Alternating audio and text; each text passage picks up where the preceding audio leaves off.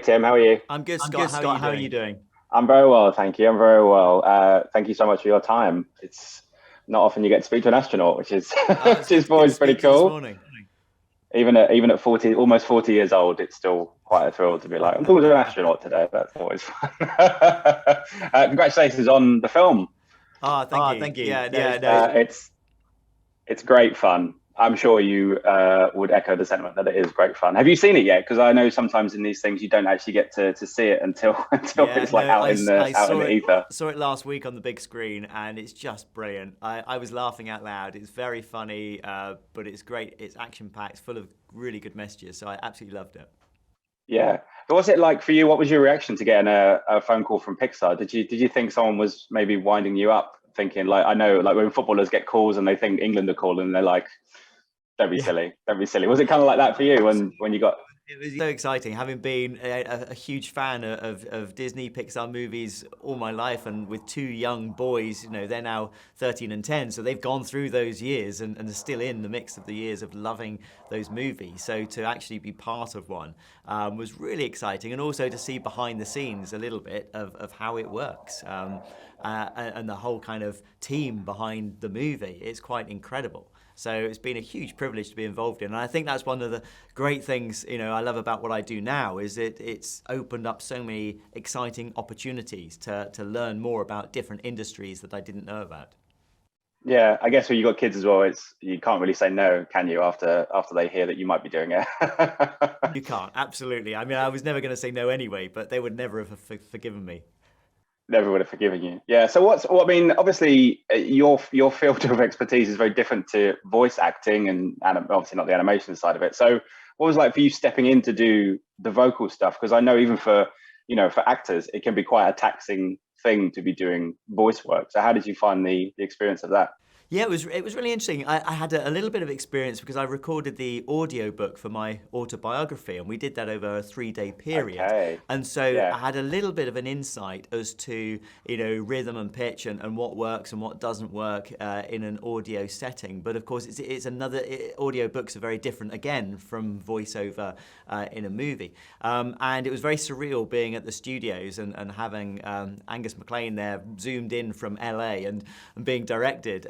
But it was great, and just doing something as simple as a countdown. Actually, though the first couple of runs there was a bit too much energy in my voice, a bit too much excitement, and he was after the more kind of mundane, cool air traffic control kind of feeling. So it's interesting to to have that kind of coaching as to how to get something right, whereas you might think that you're getting something spot on, and actually no, what we're after is this. So it was really a fascinating experience to go through.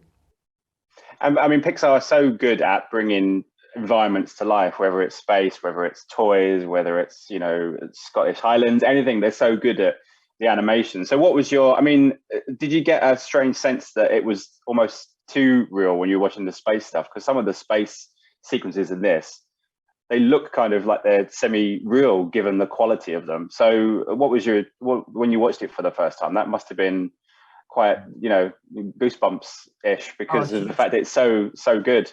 Yeah, and I think that's what's incredible. When we look back at how far movies have come in terms of making something such an immersive experience, an enjoyable experience, and how much more you can get away or get the feeling you can come back with from seeing something on the big screen.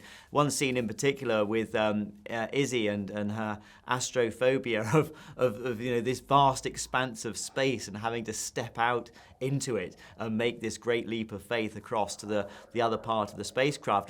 And that is very similar to, when you go out on a spacewalk. You drop down out of the hatch, you descend in your spacesuit, and there's just the vastness of the universe, and it surrounds you. And actually, we have a few minutes as astronauts built into our schedule of just sort of rehabilitation into this new environment so that we can get used to it before setting off onto our spacewalk. It's just kind of Yeah. like an acclimatization period to allow your mind and your body to absorb the environment that you're in. Yeah. And just finally, I mean, you've had lots of colleagues in your field and doing the expeditions that you've done, but do you think you would have survived with a robot cat? Do you think that would have gone down as well as it does in the film with Buzz?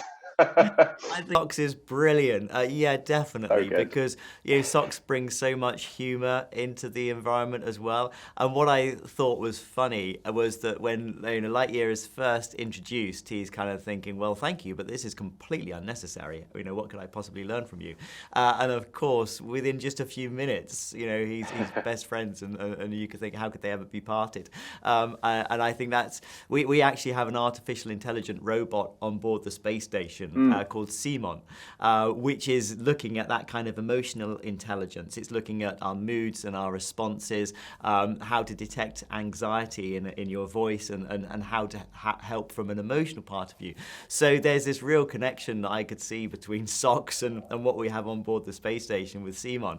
And I think it's where we're going. It's as we look, we don't necessarily need that in low Earth orbit, but as we go to the moon and as we go to Mars and we become completely autonomous and much more removed from planet Earth, you're going to want those artificial intelligence systems to help you. Yeah, absolutely. Tim, absolute pleasure talking to you. Thank you so much for your time. And I hope the film goes really well and you maybe get another go round somewhere down the line. Thanks very much. Thanks so much. Cheers. Bye bye. Ladies and gentlemen, you're watching Hey You Guys. Hey You Guys, huh? Hey You Guys. Is that from the Goonies? It is indeed, yeah. Nice. Hey You Guys.